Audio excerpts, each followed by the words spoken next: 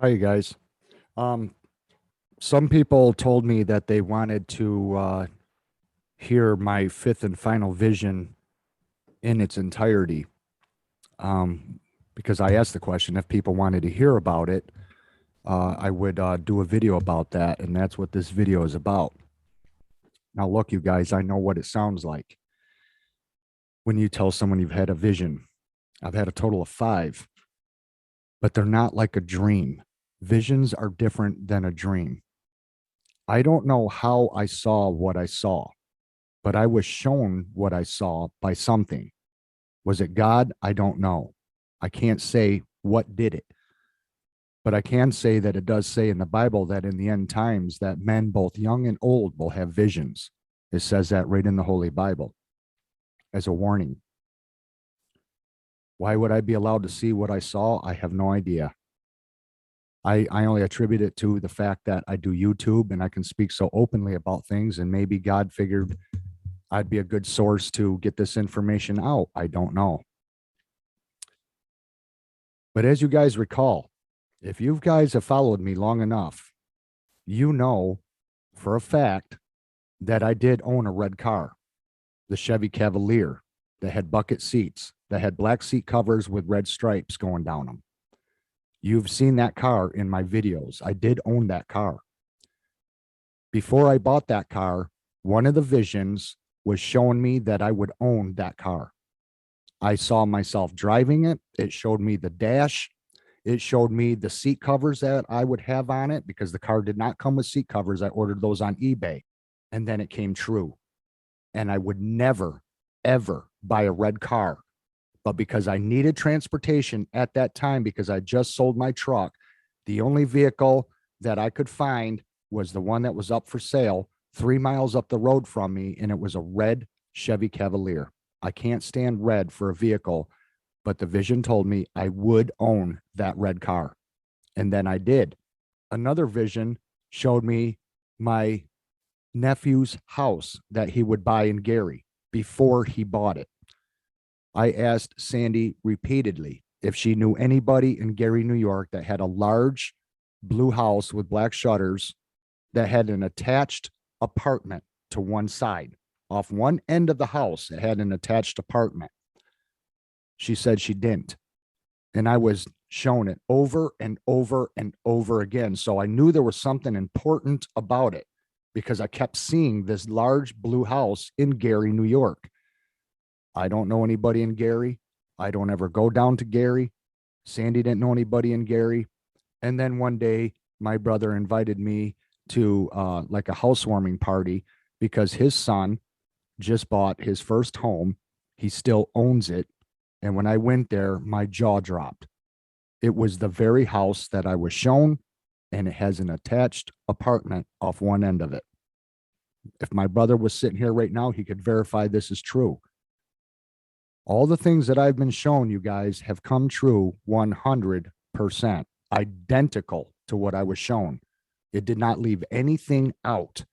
If there was something I was meant to see and I saw it, I could take it to the bank that I would see it in person for real. I also was shown about meeting Melinda when it told me her name would be Linda, and she did have Linda in her name, and it showed me her and described her to me, her hairstyle, what she was wearing, the place I would meet her. Everything that played out in that vision came true 100%. Four have come true. I even had a vision 1 year before I saw what would take place over our lake, flying from north to south, going down the lake from the bridge towards Celeron, New York. That is north to south. 3 military fighter jets flying in formation fairly low right over our lake, flying down from north to south. And then when COVID hit a year later, they did a flyover to honor essential workers for COVID. And here is the clip of the very vision I saw of 3 military jets flying down our lake. So, you guys, the last and final vision that I saw has not happened yet. And in this vision, you guys can take this to the bank. Everything was looted in stores, gas stations, plazas, businesses, any place that had anything of value to steal or eat or drink was taken. Everything. And it showed me many different areas throughout my county. And as I was taken around, like being led by my hand, like a little kid being led by his mother, I was shown the different places in my area and what happened to them. But in the vision, I was told this is nationwide. It's countrywide. It's everywhere. It's not just an isolated thing. This is the country of the United States of America. Everybody's in the same boat. There was no electricity, no social media. It was lawlessness. There was no police force. There was no National Guard out. There was nobody to call. No help was on the way. Everybody was on their own, and everybody was armed big time with guns. I was even shown this one man's son who was 9 years old, and he had an antique gun in his hand. It was like a Civil War musket style rifle, but it obviously still worked because his father armed him with it.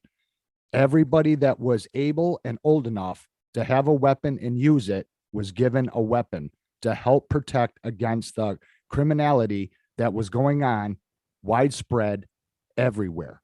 There were no planes in the skies. It was like 9/11 all over again. Very, very quiet. There was no traffic. There was no driving to be had. People were stealing gasoline because you couldn't get gasoline from the stations because the pumps didn't work without electricity. There was no way to conduct business, no way to go to work. Everybody was stuck in place where they were when this happened. And this happens in the very middle of summer, and it is blistering hot. Everybody's complexion was perspiring. Everybody had like a sheen to their skin because it was so hot. Everybody was sweaty. There was no air conditioning, no refrigeration. There was no power. There was no electricity to generate anything. And it was so quiet. And then this one building that is down in Bustine, New York, that I was shown, there was a woman that was pushing a baby stroller up and down Main Street on the double yellow line to console her crying baby because she had no food to give it. She had no food to give it because in the middle of summer is when it was at its worst. This is when it was at its peak. This is when everyone was feeling desperate, very, very desperate because everything had already been looted. Everything had already been stolen. There was no gasoline left. Anything that was in tanks of vehicles and trucks was stolen. People were drilling holes in tanks and cutting lines and taking gas, anything that they could do to steal gasoline. So any vehicle that ran out of gas sat wherever it sat. And the weeds and the cracks of the road were this tall, indicative that there was no traffic for all that summer. There was no driving to be had. So you could walk down the middle of the road like this woman was with the baby stroller and not be in fear of being hit by anything. I was also showing Interstate 86. That's right out my front door. You guys hear the traffic when I'm outside. I live right next to the interstate. This interstate runs all across southern New York, right along the New York, Pennsylvania line. And it runs from west to east, all the way downstate to New York City. This interstate, like a throughway, is traveled by semis and traffic 24/7, 365 days a year. This highway never goes quiet. But in this vision, this same vision where there's a collapse nationwide, there is no traffic on this highway. And as I stood over by the locust trees where I pushed the snow with the plow, I was standing at the top of the bank because it goes from there downhill to the highway. And there's a fence down there. I was looking east, down the east side of the highway, which is a double-laned highway.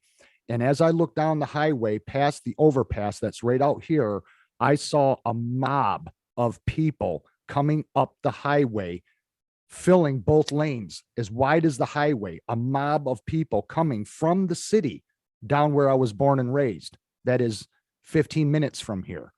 And I saw people that were coming from the city and coming up the highway, coming out here to the country. Why? Because there was nothing left in the city. They were coming out into rural areas to steal and take whatever they could. And out here, it was shoot to kill. And I saw them coming And all I could think of was, what am I going to do now? Because I don't own firearms, but everybody around me, my neighbors, my landlord, everybody is armed big time with guns out here. This is Trump country.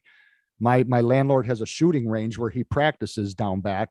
And if I were to go out when he's doing that, it sounds like a war zone. I could get that on video. Everybody out here is armed with guns. And this is what I saw taking place. And as those people were approaching, they were a mix of white, black, Hispanic. It was all races. These people looked like they meant business. They were coming up the highway walking because there was no transportation. There was no way to drive or anything. So people were only getting around on foot or with bicycles, or if you could steal a horse. It was like we were knocked back to the 18th century. It was desperation, you guys. Utter, real survival and desperation. This country collapsed. And in the vision, I knew it was caused by a conflict. And Russia did come to mind, but nobody really knew what happened. But whatever happened, it made this country collapse and everything stopped. There was no electricity, and no electricity for a long, long time. I'm talking 2 years or more. So when this takes place, you guys, this is not a temporary thing. We're all on our own. And I saw this. And in this vision, as I was taken around to different locations to show me that not only is it happening everywhere in my county, that one town is similar to the next town, but it was nationwide. I saw the Moose Lodge that is in Celeron, New York. It's the same park where the Lucille Ball statue is, dedicated to her because that's where she's from. It's right kitty corner from that statue. I saw the Moose Lodge, but it was a building I did not recognize. It was not the same building, but the front entrance, which is a large entrance, was all smashed out. And the whole entire establishment was looted front to back, and the back end windows and the door was smashed out. And the wind coming off the lake, because this is right on the water, blowing through the establishment was making that haunting sound when it blew through the restaurant, because they do have a restaurant in there and they got tables where you can sit and eat inside the Moose Lodge. And it was going, whoo. And the lights that were hanging from the ceilings were rocking back and forth because of the winds coming off the lake going through this building. But I did not recognize the building. I'm like, that's not the Moose Lodge, because I knew what the Moose Lodge looked like. I go by it all the time. That wasn't the building. Here's the thing. They tore the old Moose Lodge down and built the new one. Here is a picture of the new one with the square entrance to it that was all smashed out. I saw the new Moose Lodge that is in place now, just like the place down in Bustye where all those apartments are that did not have the deck on the front left corner of the building is now there, and they just built it last fall. And I saw it because I drove past it on my way to go landscape my parents' plot up at Maple Grove Cemetery as I hauled my shovel and bucket and mulch in the van on my way to go do that job. And when I saw that deck, I about flipped out, because the deck is there now, that porch that I saw in the vision that wasn't there before. So in this vision, I was showing how things would be when this event happens. So the deck is in place on the building that I was shown, and the new Moose Lodge is there that I was shown in the vision. 4 visions have come true 100%. The 5th one is yet to play out. And it showed me the bridge over our lake where the jets were flying, that it was collapsed into 5 pieces. The 5 pieces, I believe the meaning of that is it's the 5th vision, the last vision that hasn't happened yet. And the bridge collapsing symbolizes why I was seeing what I was seeing. It's because the whole country collapsed. There's no power, no business, no work, no law, no nothing. We're on our own. And it's coming, you guys. And it takes place right in the height of summer. And it's a very, very sultry summer, very hot, which makes it worse for people that can't deal with being without AC. And everybody was armed with guns that had guns, like it was the wild, wild west.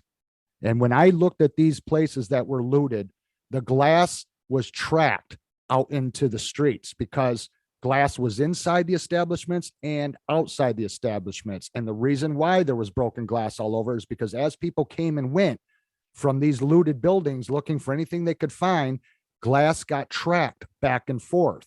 And it was the only time I got to see myself in the vision because I saw just my right leg from the knee down.